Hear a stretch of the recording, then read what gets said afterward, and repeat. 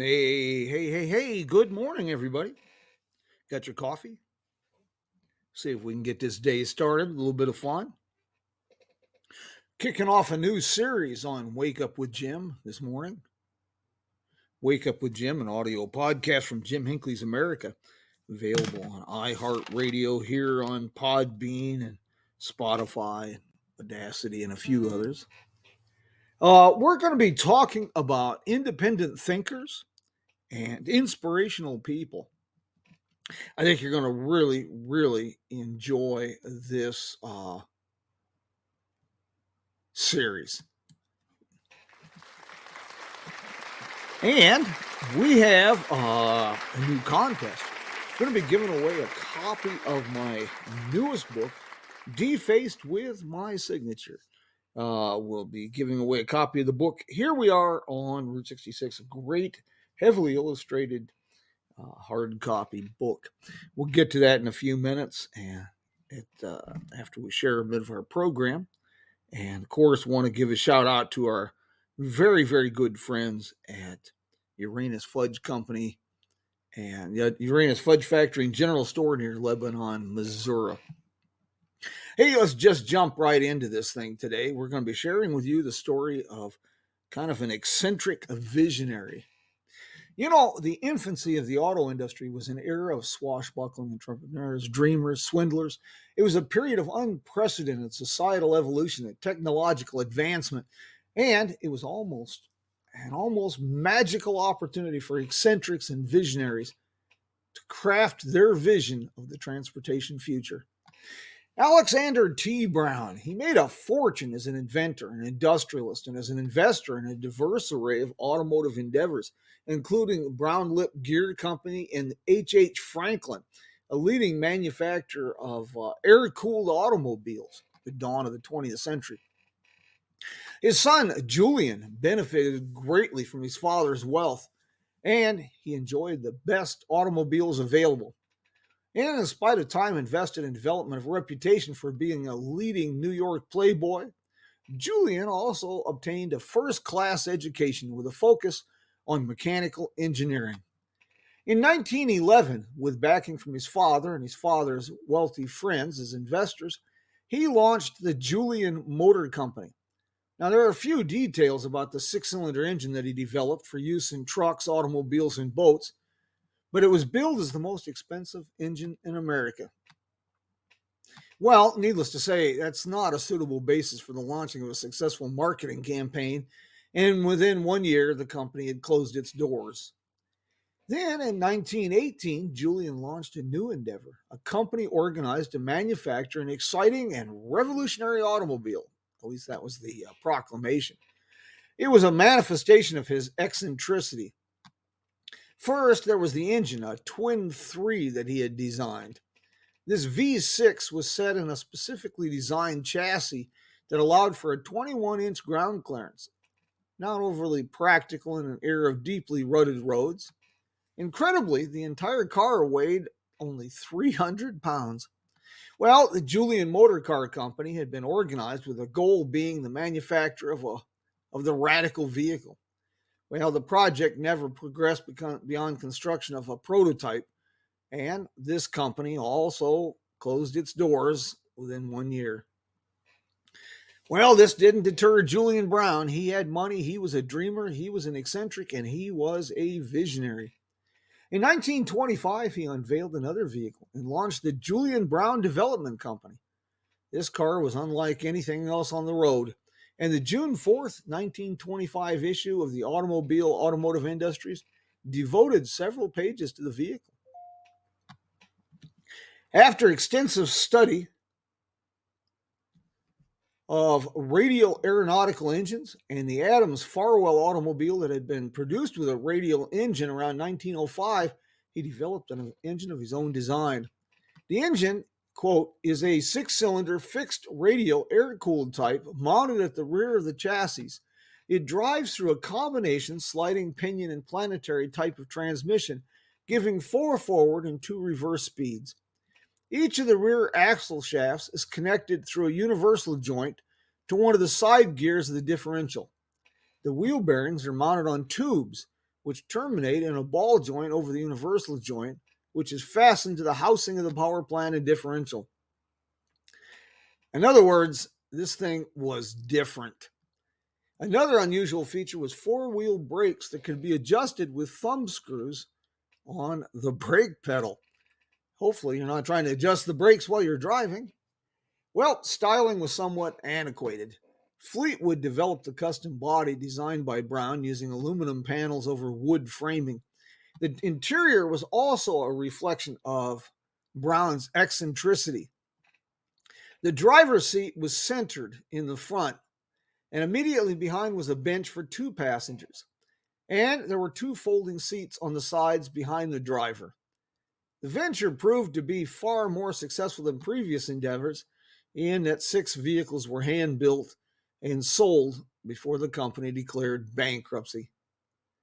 As with previous enterprises, the last of Julian Brown's attempt to build an automobile ended with extensive, costly, and lengthy lawsuits.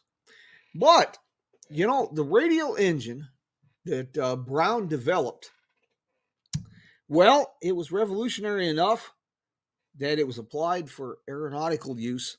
And, eventually it played a contributing role in a wide array of aircraft, including Pratt and Whitney and B-17 engines during World War II. Julian Brown was a great example of eccentric visionaries. Hey, coming up next week, we're going to be talking about a musical prodigy. When you hear her story, I think you're going to be quite surprised. You're going to have to keep reminding yourself as the story unfolds, this didn't take place in the 1880s. This took place in the 1980s. On next week's program, we're going to be talking about a young lady, and I do mean young, that recorded her first song while still in kindergarten, graduated high school at age 9, and did all of this while growing up in what can be best described as an unconventional household. She spent part of her childhood in the North Woods, where her father built a log cabin with an axe and hand tools. Some of her childhood was spent in Florida gathering poisonous snakes. You're going to find this story really fascinating. And then we've got some other great stories coming up on Good Wake Up with Jim. We're going to be talking about Henry Ford's role in the development of Cadillac. We're going to be talking about the blind inventor of cruise control. Okay, Sunday morning, Coffee with Jim, 7 o'clock Mountain Standard Time. That's our travel program. We're going to be talking about some really interesting little small towns and how they were transformed and why I enjoy them so much. And perhaps you can chime in and share some of your thoughts. We're going to be talking about Atlanta and Pontiac, Illinois on Sunday morning episode of Coffee with Jim. Program information is usually a little bit of a lag time, but you can find program you can find this on our website, JimHinckley'sAmerica.com. We'll get program information up. Hey, now let's talk about a new contest. Okay, we need the name of this gentleman. He is a sports celebrity.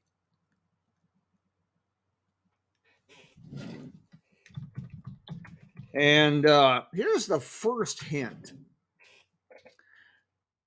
He was born in one Route 66 community, died in another, and is buried in a Route 66 community.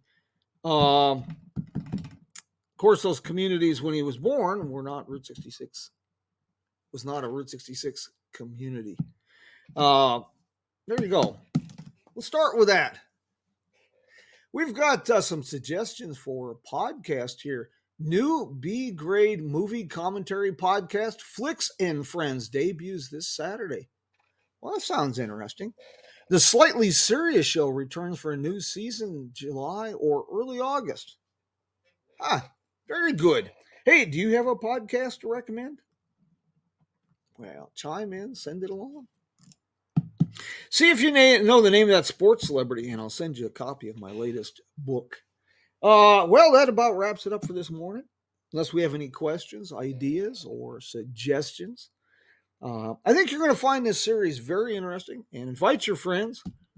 Next week, I'll be sharing a fascinating story about this young lady, a child prodigy music celebrity.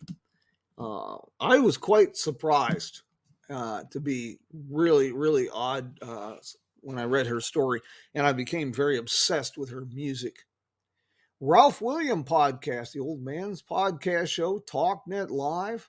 Wow. Talk Hard. Now, I'm familiar with a few of these, but I'm going to have to do some digging.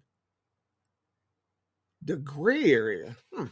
I am making a list of these podcasts, and I'll check them out. We'll talk about that next week. My friends, as always, I want to thank you for joining us this morning. And we will do this again Sunday morning, 7 o'clock Mountain Standard Time with Coffee with Jim. And then next week on Wake Up with Jim, our inspirational series continues. Now a little bit of music from Joe and Woody and the boys of the Road Crew.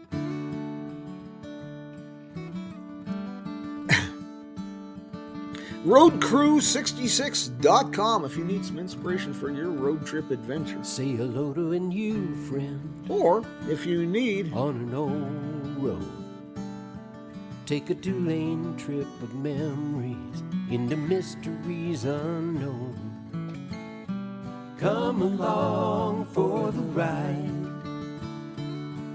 Jim Hinckley's America. A little bit of a theme song for you there. Hey, one quick note. As far as I know, there is one existent model of